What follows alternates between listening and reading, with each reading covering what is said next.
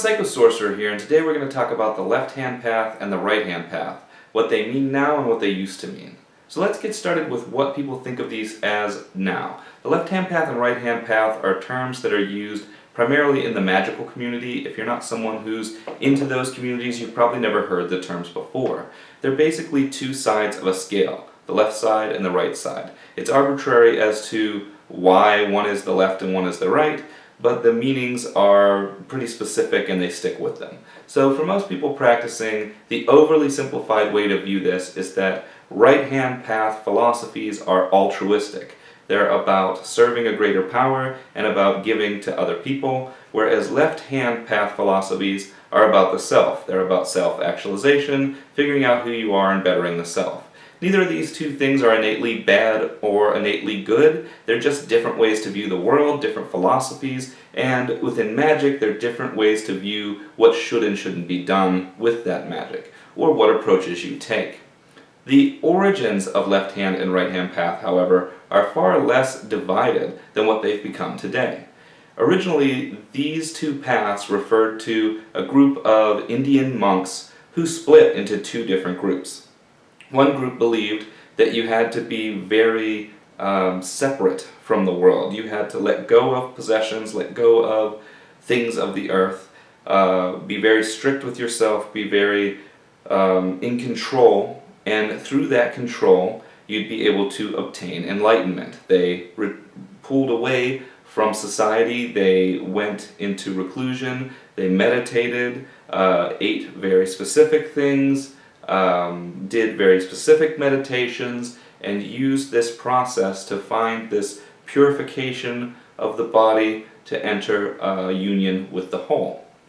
Whereas the viewers, the people who believed in the left-hand view of this, thought that that way of obtaining enlightenment was not for them. They believed that enlightenment actually existed out in the real world. To them, these followers of the right-hand path were retreating from the very thing that they were trying to find, which was enlightenment, which to the left-hand path believer existed out and about in the world around them. So these people instead practiced self-indulgence. They used various brain-altering substances, they embraced sexuality, they embraced different cultures, they spent a lot of time with people from different areas of the globe. They traveled, they spent time in nature. Their whole view was that the enlightenment that you're looking for is all around you, while the others viewed more that you had to purify yourself of this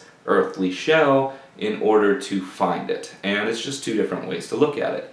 When this later translated into magic, it became a method of obtaining union with the all, or with the source, or whatever you want to call that.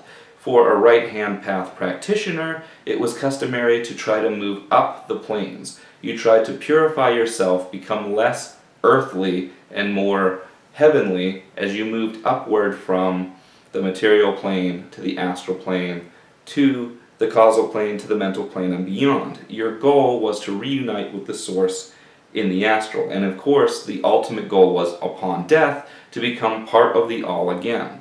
The left-hand practitioner, on the other hand, took it the other way around. Their belief is that we originated from the source and that through the previous incarnation of our own existence we had moved down through the mental, through the causal, through the astral, and into physical bodies, and that going back was just a way to remember what it had been, and that being fully invested in the here and now was the path that you were meant to be on. These two philosophies are different, but both are in actuality in service to the all. Neither one is as rebellious as what we think the left-hand path to be today. It was just a different view of what was meant to be for an individual, for someone who was no longer strictly part of the all and now had their own individuality. Was the goal to reunite with the all, or was the goal to move forward as sort of a child of the all? And no one can say for certain which philosophy is correct. There's also a group of people who called themselves followers of the middle path or the middle way. And those people believe that both philosophies had a grain of truth, and it's by the blending of the two that you find a nuanced approach to the actual answer. I'm a follower of that path.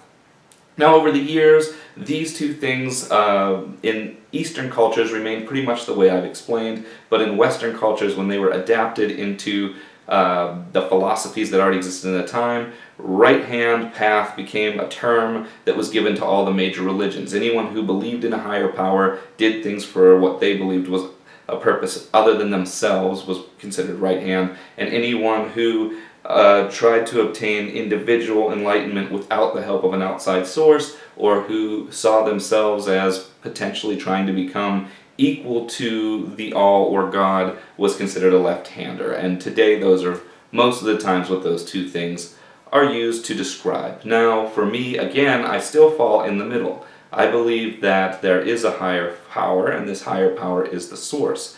But I don't believe that it commands us. I don't believe that there's a karmic law or a justice that it doles out, so much as it exists through all of us. And as such, when we do wrong to others, we do wrong to ourselves. It's almost impossible for me to differentiate between altruism and selfishness whenever I believe we are all one being.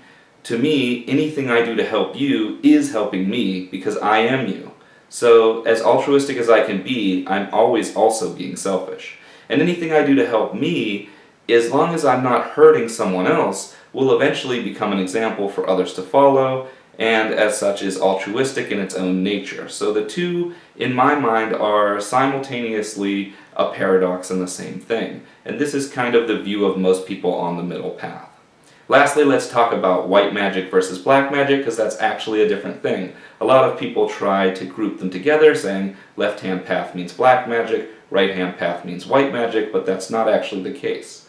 Someone who's a white magic practitioner believes that there is some kind of a divine order to everything going on in the cosmos, and because of that, they don't want to rock the boat, so to speak. The idea is that everything is as it should be, so we shouldn't use any kind of magical power to alter the events around us. A person who uses black magic, on the other hand, believes that we were given this power for the purposes of using it, that there isn't a set plan, that there's a free will, that we are supposed to make our own fate, our own journey, and as such, it's through the use of these powers that we create the world we're supposed to. It's not a rebellion, as some people think. It's not that there is this just God and that we are rebelling and doing what we want. It is that there isn't that form of deity in the first place. It's that belief in a just authoritarian God is actually false.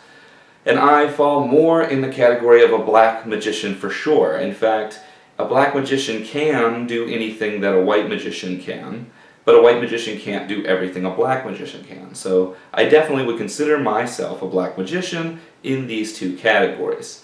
That said, there's also something called a baneful magician. Now, a baneful magician is someone who uses magic against the will of other people.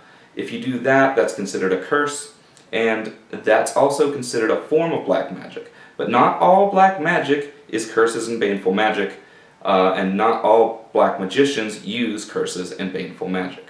So I hope this has cleared up some of the terminology. If you have questions, please leave them in the comments below, and until next time, safe travels.